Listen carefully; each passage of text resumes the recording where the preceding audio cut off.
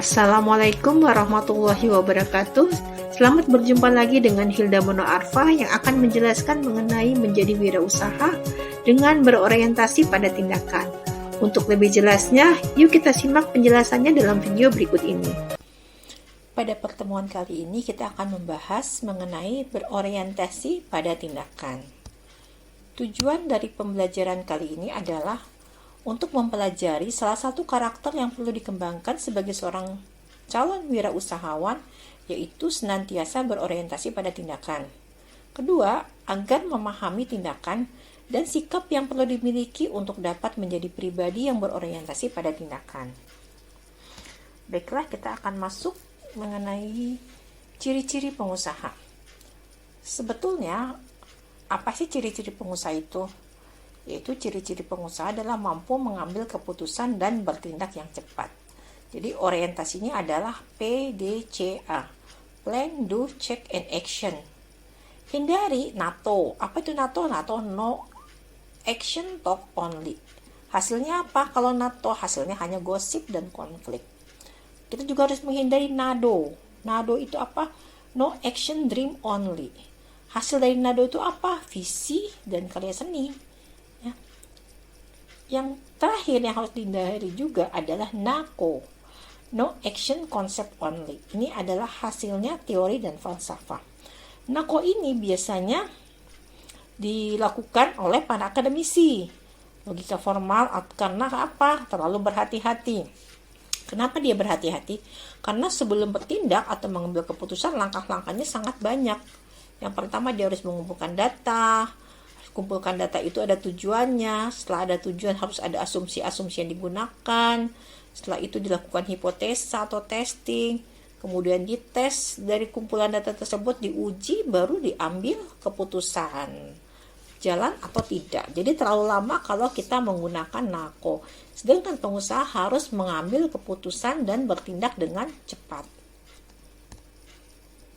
Sekarang kita lihat 7 kebiasaan dari orang-orang yang sangat efektif dari Stephen Covey dalam bukunya 7 Habits of Highly Effective People. Ya, ini Stephen Covey ini meninggal tahun 2012 akibat kecelakaan sepeda. Tapi karya-karyanya sangat luar biasa ya, menginspirasi beberapa hampir di seluruh dunia. Karya-karyanya tuh sangat bestseller. Kita lihat yang pertama adalah proaktif.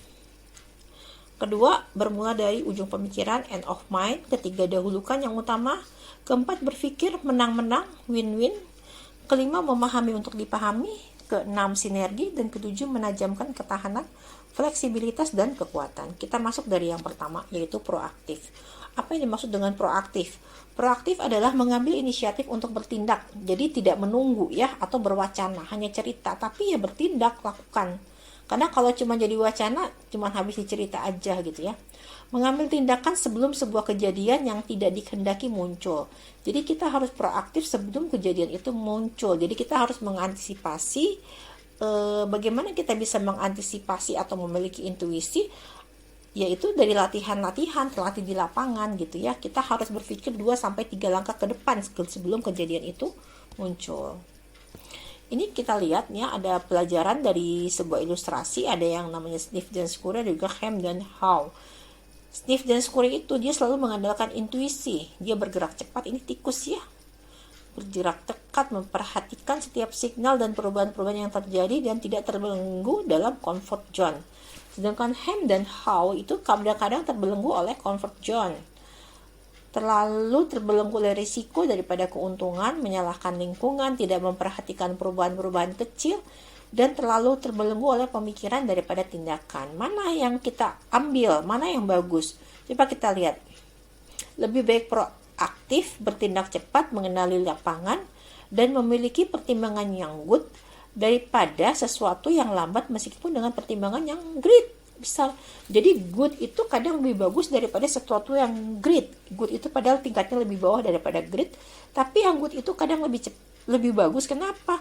Karena dia bertindaknya cepat. Untuk orang-orang yang berjiwa wirausaha itu dibutuhkan kecepatan, bukan sesuatu yang besar. Jadinya lama. Kalau great itu lama. Kenapa lebih bagus yang cepat? Karena kalau yang cepat, kalau terjadi kesalahan kita bisa memperbaikinya. lebih cepat lagi.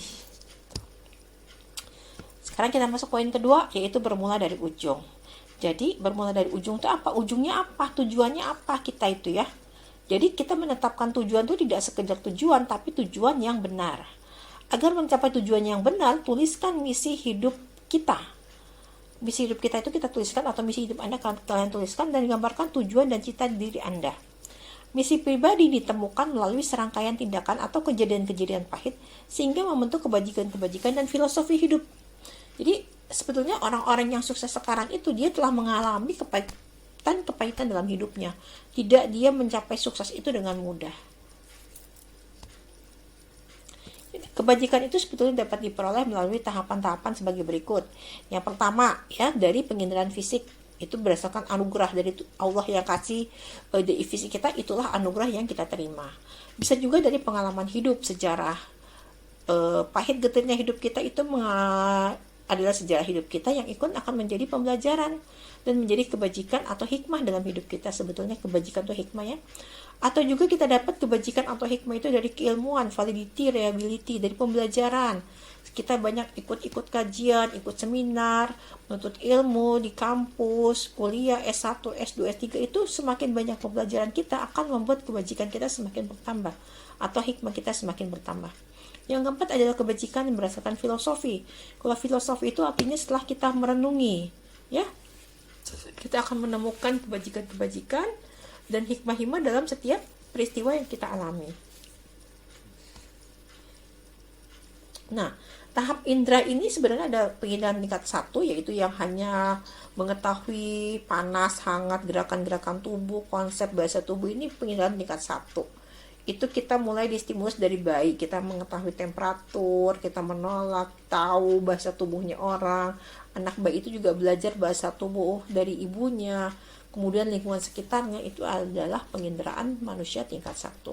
Kalau untuk penginderaan manusia tingkat 2, bagaimana dapat dicapai dengan pengalaman. Semakin kita matang di situ, kita akan semakin tinggi tingkat penginderaan kita dan semakin punya intuisi. Contohnya saya gitu ya, atau yang sudah berpengalaman misalnya mengajar selama 20 tahun, 23 tahun, saya akan lebih tahu gitu ya, ini mahasiswa nyontek, ini skripsinya bagus, ini skripsinya jelek, apa hanya dengan melihat. Dari mana? Dari pengalaman. Begitu juga montir, dia dengar suara mobil aja udah tahu ini mobilnya kerusakannya ada di sini. Dari mana? Dari pengalaman gitu. Dokter juga tahu gerakan pasien, dengan sebutkan gini dia udah tahu ini sakit apa. Dari mana? Dari pengalaman. Makanya pengalaman itu adalah guru yang paling baik. Ini penginderaan ini dari pengalaman disinkronisasi dengan pikiran akan menjadi indera keenamnya bisa aktif gitu, jadi tahu sebetulnya diaktifkan dari mana ya, dari pengalaman itu. Kemudian hasilnya bisa action dan kita bisa bergerak. Indera keempat, penginderaan manusia tingkat keempat itu yang paling tinggi. Kenapa? Dari pengetahuan ditambah dengan kebijakan. Jadi hasil perenungan, hasilnya apa? Dia bisa jadi pemimpin yang bukan hanya sekedar pemimpin biasa, tapi pemimpin yang bisa menjadi inspirasi karena visi misinya jelas gitu. Kita lanjut berikutnya, hidup dengan kejelasan tujuan. Untuk menjadi seseorang yang berorientasi pada tujuan, maka lakukanlah dalam hidup Anda langkah-langkah sebagai berikut. Tetapkanlah tujuan akhir, misalnya hidup yang bahagia, sehat, terjamin secara ekonomi dan sejahtera. Kemudian tentukan langkah-langkah kecil untuk mencapai tujuan tersebut. Misalnya dengan awal gitu ya, menyelesaikan studi, kerja selama 5 tahun, lalu membuka usaha. Nah, langkah berikutnya apa? Perhatikan setiap kemajuan yang sudah dicapai. Misalnya melakukan evaluasi, lalu berevolusi, pindah usaha, merekrut manajer, memperbaiki proses produksi. Kalau goalnya sudah tercapai, rayakan, baik itu bersama karyawan atau keluarga gitu. Kalau sudah tercapai, kita pindah lagi ke tujuan yang baru. Jadi terus bergerak. Nggak udah selesai, udah capai tujuannya, kita nggak punya tujuan lagi. Jadi tidak hidup, tidak bergerak ya. Nah, yang ketiga adalah dahulukan yang utama. Biasakanlah mengetahui, bisa membedakan antara yang urgent dan penting. Urgent itu adalah situasi yang mendesak, sedangkan penting membutuhkan perhatian yang lebih besar. Berikan waktu untuk lebih bekerja dengan perencanaan, mengembangkan hubungan, memanfaatkan peluang-peluang dan recharge pengetahuan. Gitu ya. Ingatlah, Tidak semua masalah harus menjadi prioritas. Manusia yang gagal adalah manusia yang tidak bisa membedakan mana pekerjaan prioritas dan mana yang bukan. Jadi kita harus bisa membedakan mana yang prioritas dan mana yang bukan, mana yang penting, mana yang urgent. Keempat, berpikir menang-menang, win-win. Wirausaha pada dasarnya adalah berupaya untuk memenangkan kehidupan. Kenapa? Karena kalau kita menang, Anda menang, kita akan berjalan beriringan, saling memperbaiki dan bisa kekal. Tapi jika ada yang kalah salah satunya, ini ya mungkin berjalan. Gitu ya, paling kalau menangnya hanya sekali. Apalagi kalau loss, semuanya kalah. Untuk apa diteruskan kerjasamanya? Nggak ada gunanya. Kelima, memahami untuk dipahami. Seorang wirausaha haruslah memiliki keterbukaan, open-minded, mendengarkan, tidak cepat-cepat menolak, berargumentasi atau melawan atas apa yang didengar dari pihak lain. Kebiasaan mendengarkan dan memikirkan. Ada usaha menempatkan diri kita pada posisi orang lain. Ini biasanya disebut juga empati ya. Nah, 6, sinergi. Jadi kalau sinergi itu 1+1 jangan sama dengan 2, tapi harus lebih besar dari 2. Jadi seorang wirausaha harus mencari sinergi, mencari suatu total yang lebih besar daripada penjumlahan elemen-elemen tunggalnya. Sinergi yang efektif sangat bergantung dari komunikasi, gitu ya. Jadi kita harus mencari rekan usaha yang saling melengkapi dan berorientasi pada sinergi agar Anda dapat berorientasi pada tindakan.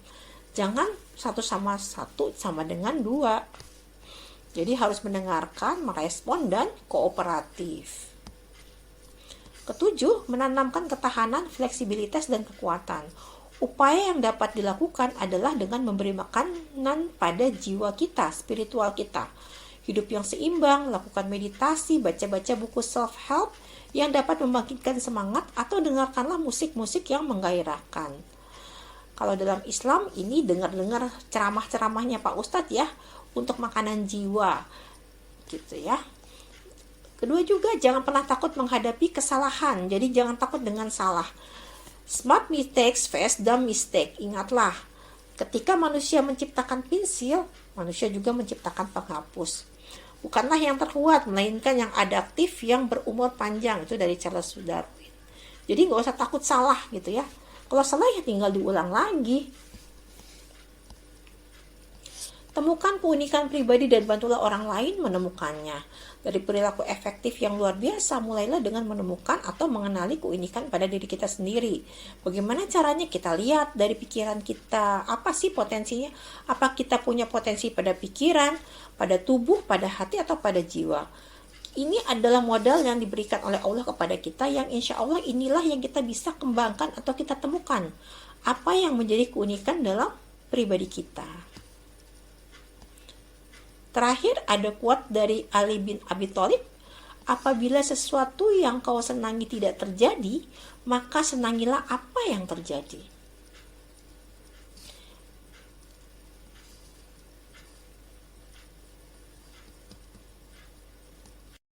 Terima kasih telah menyaksikan video kali ini. Sampai berjumpa lagi dalam video-video selanjutnya. Assalamualaikum warahmatullahi wabarakatuh.